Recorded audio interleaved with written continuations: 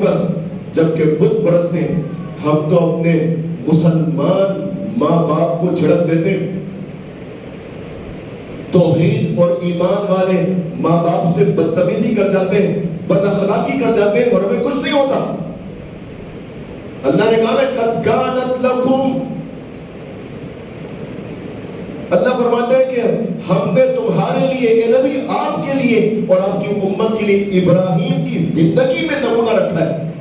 سیکھیں ان سے، ابراہیم سے سیکھیں کہ انہوں نے اپنے مشرک باپ جو بت پرست بت فروش ہیں اس کو دعوت دینا چاہیے تو نرمی کے ساتھ، بہت ہی پیارے انداز میں۔ یاد رکھیں ہمیشہ آپ کسی کو دعوت دینا چاہتے ہیں، کسی کو سمجھانا چاہتے ہیں تو لٹھ مار کے مت سمجھائیں۔ آپ کی دعوت میں سختی نہیں ہونی چاہیے، آپ کی دعوت کے اندر لچک بھی نہیں ہو، آپ کی دعوت کے اندر سختی نہ ہو، آپ کی دعوت میں شقاوت نہ ہو، آپ کی دعوت کے اندر دھتکارنا نہ ہو، آپ کی دعوت کے اندر ڈرانا نہ ہو۔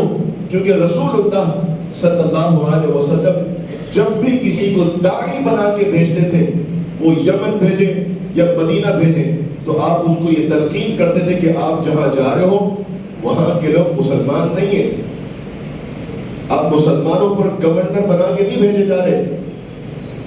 یمن میں آپ علیہ السلام جب سعد بن معاذ اور معاذ بن جبل رضی اللہ عنہ کو جب گورنر بنایا تو آپ نے فرمایا اے معاذ یسروا ولا تعسروا، اس بات کو مان لو اپنے اوپر، جہاں تم جا رہے ہو ان میں سے کوئی بھی مسلمان نہیں ہے، تو پھر تم کیا کرو گے وہاں جا کر؟ یسروا ولا تعسروا، ان پر آسانی پیش کرنا، اتنا آسان کر کے اللہ کا دین پیش کرنا کہ وہ فوری ایکسپٹ کر لیں۔ بشروا ولا تنفروا، لوگوں کو خوشخبریاں سنانا، ان کو متنفر نہیں کرنا۔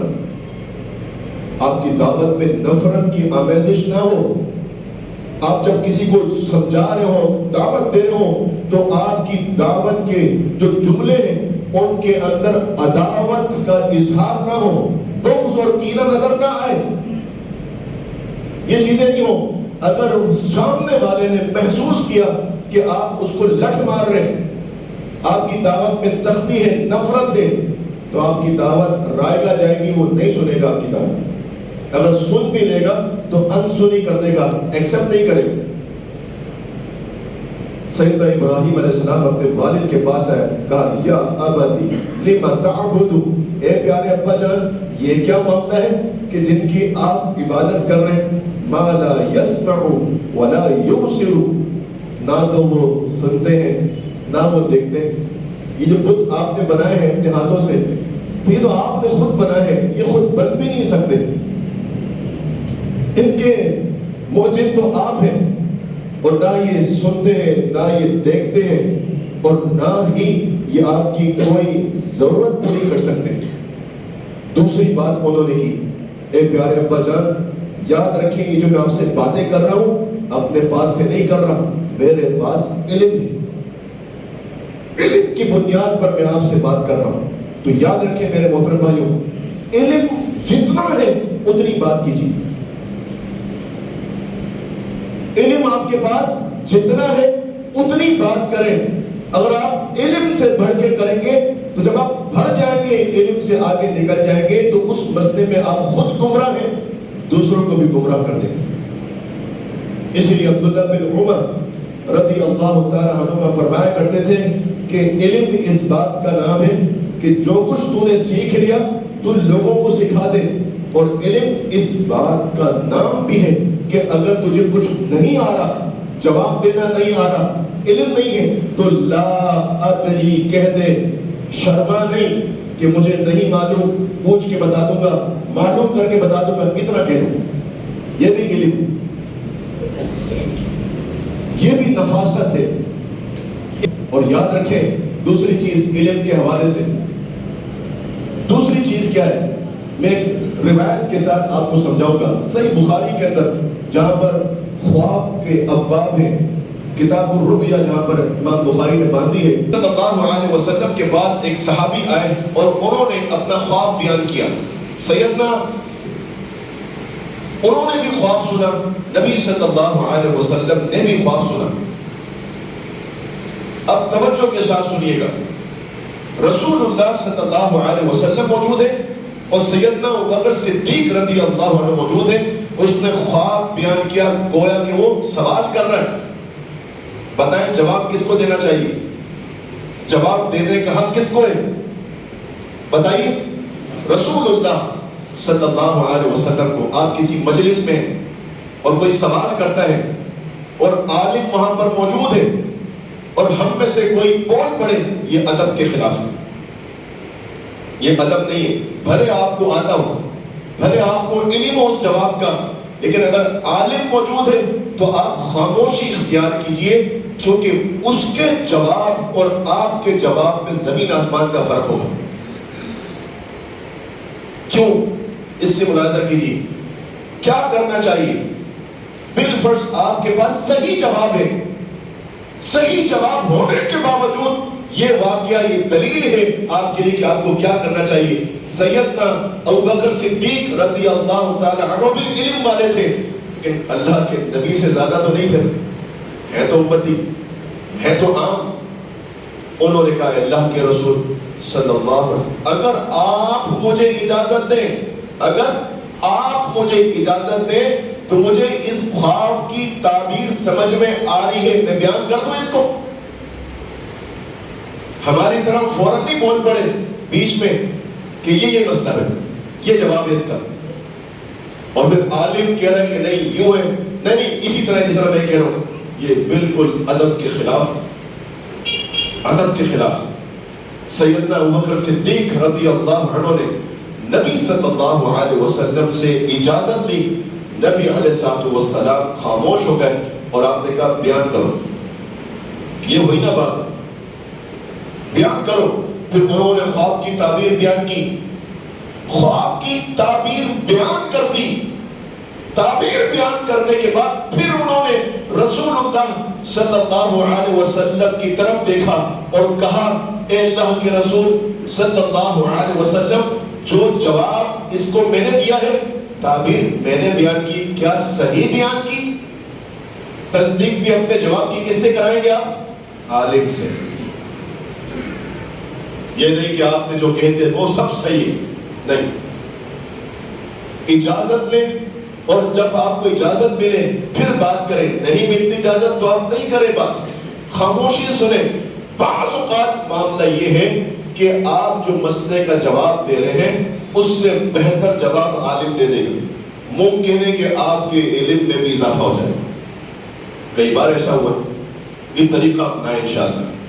تو انہوں نے کیا کہا؟ انہوں نے کہا ابا جان میں اپنے پاس سے بات نہیں کر رہا، اللہ نے مجھے علم عطا کیا ہے، اس علم سے میں آپ کو سمجھا رہا ہوں. میں رسول ہوں اللہ کا، میں پیغمبر ہوں، اور میں آپ کو ایک بات اور سمجھاتا ہوں. تیسری بات انہوں نے کی کہ یہ جو آپ بتوں کی پوجا کر رہے ہیں، یہ جو شرک ہے، اصل میں یہ شیطان کی عبادت ہے، اور اللہ تعالیٰ اسی لیے شرک کو بالکل بھی معاف نہیں کرے گا. کہ کرنی چاہیے تھی کس کی عبادت؟ اللہ کی، اور آپ نے کس کی کر ڈالی؟ شیطان کی. اللہ کیسے معاف کرے؟ ابراہیم علیہ السلام کے امتحانات شروع ہو گئے، آزمائشیں شروع ہو گئی.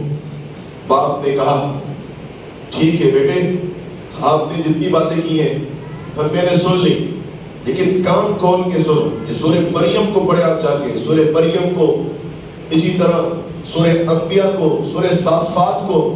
کئی مقامات پر اللہ تعالیٰ نے اس ڈسکشن کا، اس بات چیت کا تذکرہ کیا ہے. ابا نے کہا، والد نے کہا کہ ابراہیم کان کھول کے سن لو، اگر تم اپنی دعوت سے باز نہیں آئے، اگر تم اپنی دعوت کو نہیں روکو گے تو میں باحیثیت باپ دو کام کروں گا، یا تو ان میں سے ایک کروں گا، دو میں سے ایک کروں گا. یا تو تمہیں میں پتھر مار مار کے جان سے مار دوں گا، یا پھر تمہیں اس گھر سے نکال دوں گا. اللہ اکبر. بعض اوقات حق بات آپ اس کے نہیں کہتے کہ رشتے ختم ہو جائیں گے، دوستی ٹوٹ جائے گی، ناتا ختم ہو جائے گا. نہیں، حق بات کہیں. قل الحق ولو كان مرا، حق بات کہہ دو چاہے وہ سامنے والے کو کڑوی کیوں نہ لگے. آپ حق بات، سچ بات، صحیح بات، قرآن و حدیث کی بات محبت اور نرم لہجے پہ لپیٹ کے دیں گے. جب آپ اس انداز میں دیں گے اور آپ کے اس انداز کو بھی رد کر دیا جائے تو وہ اس کی بد نصیبی. اور جب آپ دیکھ رہے ہو کہ آپ حق بات نرمی کے ساتھ، احسن طریقے سے، حکمت کے ساتھ، بصیرت کے ساتھ، نرمی کے ساتھ پیش کر رہے ہیں اور سامنے والا گالیوں پر گالیاں بکے چلا جا رہا ہے، مغزات بکے جا رہا ہے، فضول بکواس کیے جا رہا ہے، تو اللہ رب العالمین نے پھر آپ کو تعلیم دی ہے اذا خاطبهم الجاهلون قالوا سلاما. اب یہ جہالت پہ اتر آیا ہے، اس سے آپ نے لڑنا نہیں ہے. قالوا سلاما، سلاما کہہ کے سلام کر کے سائڈ پہ ہو جائیں، ہٹ جائیں وہاں سے، چلے جائیں وہاں سے. اور اگر آپ وہاں کھڑے رہے تو وہ اس طرح کی بات کرے گا کہ آپ کو طیش آئے گا، غصہ آئے گا. اور یہی تو آپ کو نہیں کرنا. محبت کے میدان کے اندر لڑتے نہیں ہیں، ہاتھا پائی نہیں کرتے، جنگ نہیں کرتے، جہاد نہیں کرتے، صرف مجادلہ ہوتا ہے. وہ بھی کس طرح؟ اللہ تعالیٰ نے کہا کہ اگر مجادلہ بھی کرنا ہے، بحث مباحثہ، وہ بھی اچھے انداز میں کرنا، تاکہ فرق لگے کہ وہ جاہل ہے اور آپ جاہل نہیں ہیں. وہ جہالت پہ اترے گا تو پھر آپ کنارہ کشی کریں گے. فَأَعْرِضْ عَنِ الْجَاهِلِينَ، جب کوئی جہالت پہ اتر جائے تو آپ اس سے کنارہ کش ہو جائیں.